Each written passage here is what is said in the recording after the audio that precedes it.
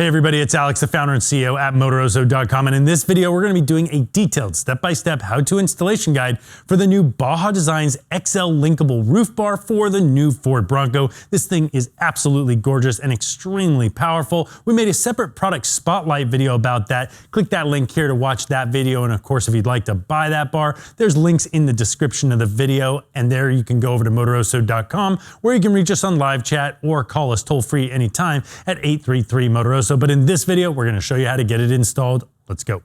Okay, before we start our install, I want to address that there are a couple of different ways that you can do the wiring on this roof bar. Now, the way they call for it in the instructions is to run the wiring down the windshield, and they even supply some little sticky wire holders. But of course, when that's on there, you're going to see the wire. It's not the cleanest install you can do. Now, you could also strip that wiring harness and tuck the wires down in between the windshield and the chassis here, and then put some silicone in there. That's a little bit cleaner. But the Bronco is pre-wired for an accessory up here in this accessory ready location, and that can be routed over to any one of the switches that you want. To get to that wire, you do have to drill a small hole underneath this bracket, and then from the back, access that accessory wire and pass it through.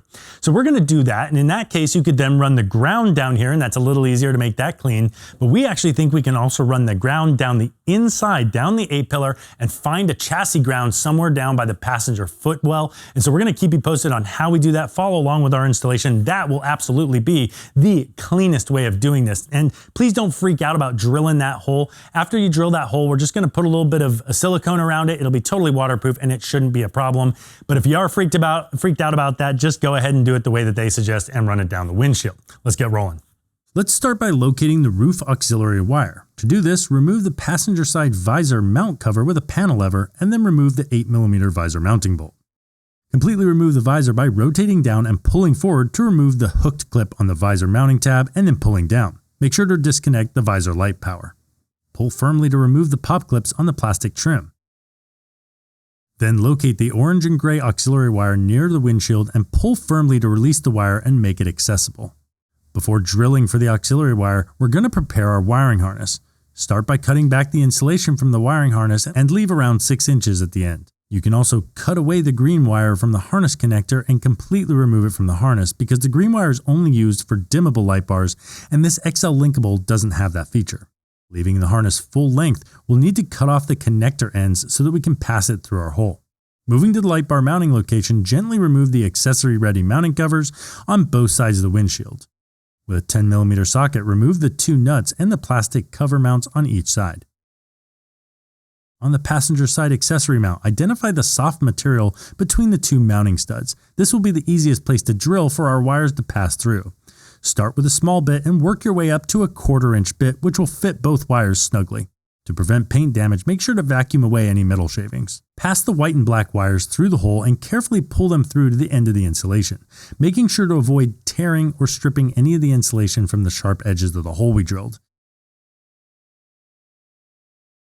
Inside the Bronco, you'll want to route it out the front of the plastic trim along the windshield. Now clean the surface with rubbing alcohol and then apply silicone to seal the hole around the wiring. Begin assembling the mounting brackets by installing the 2 rubber feet with the supplied 11mm hardware using a washer on both sides.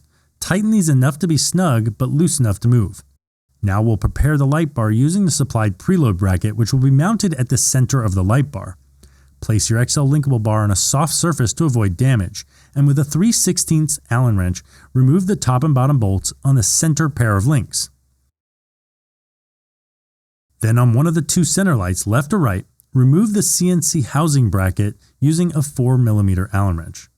With a 7/16 wrench and 11mm socket, attach the rubber bumper to the base support bracket and tighten firmly.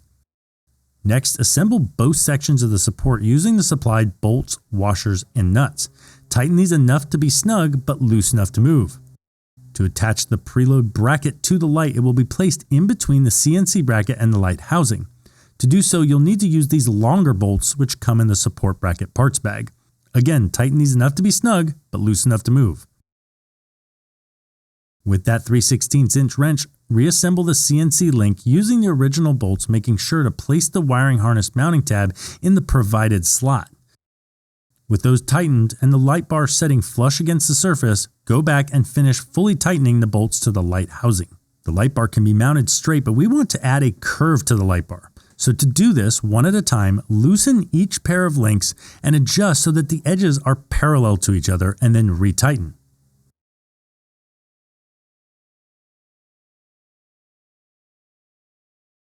Prior to installation, loosen both of the end mounting links. Using the supplied tapered hardware, loosely install the mounting brackets on both sides of the light bar. Set the light bar mounting brackets over the Bronco's factory studs and place a single washer and nut on either side to keep it in place. We didn't do this, but in retrospect, before installing the mounting brackets, we recommend using a thread die to cut the paint off the Bronco's mounting studs to prevent potentially stripping the studs. Before tightening your main mounting brackets, slide the rubber bumpers as far back as they will go, and square the edge of the bracket in line with the edge of the accessory pocket. Then fully tighten your mounting bracket hardware. To aim the light bar, lift upwards on the roof bracket and place something soft underneath to support it in place. Then position the preload bracket in place with the rubber foot squarely against the roof of your Bronco, and then fully tighten this hardware to support the light bar. If everything is pointed in the direction you want it, then fully tighten the hardware on each end of the XL Linkable bar and on the top and bottom bolts of the CNC links. You can now plug in your light bar to the wiring harness and use your zip ties to clean up the wiring. Now we can finish connecting all the wiring. Let's start by finding a place to ground the harness. Remove the plastic trim pieces on the passenger door frame, starting with the sill followed by the kick panel. We found a convenient chassis grounding point immediately next to the kick panel speaker, so this is where we'll run our black wire from the wiring harness. We were able to easily route the grounding wire along the interior trim all the way without having to remove any trim by pressing it into the gaps using our panel lever. Then strip a ½ inch of insulation off the grounding wire and attach a ring connector or a fork connector. Using a 7mm socket to loosen the chassis ground bolt here, attach the ground connection and tighten it back up. With our ground wire run, you can now reinstall all the plastic door jamb pieces. Now we're ready to connect the white wire from our light bar to the gray and orange auxiliary wire. The best way to connect these wires would be to solder them together, but we're going to just use a butt connector. Tuck the wires behind the plastic trim and resecure the plastic trim by pressing it firmly back in place. In order to connect the auxiliary wire to switch number 1, there are a couple more connections that need to be made. The first one will be behind the glove box.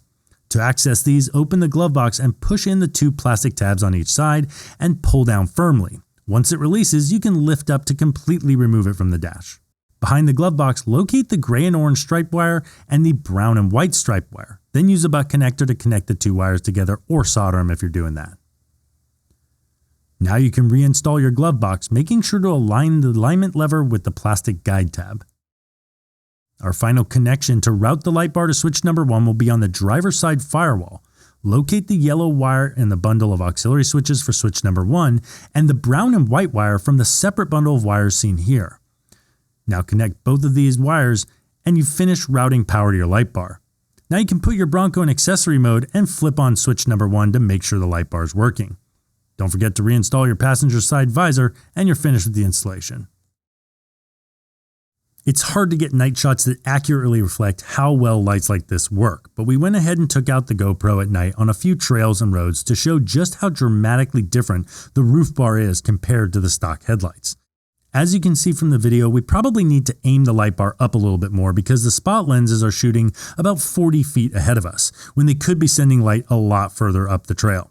But it's a massive increase in visibility. Now we also compared our 2 squadron bumper lights to the A-pillar lights and then the roof bar to show the visibility gains that come with the different light output levels and the different positions on the Bronco. Alright, we hope you found this video helpful. We'll put a link to this XL bar right here. That'll take you over to Motoroso.com, and we'll put all the links in the description for the other light bar options as well. On Motoroso.com, you can reach us on live chat, or you can call us toll-free at 833-MOTOROSO. Now, if you're looking for additional lighting, check out the A-pillar light system from Baja Designs. It's going to match this XL Linkable really, really nicely. You've also got their smaller squadron option. We detail all the lights and an installation guide in that video there. Subscribe to our channel for all of our upcoming videos, and thanks for watching.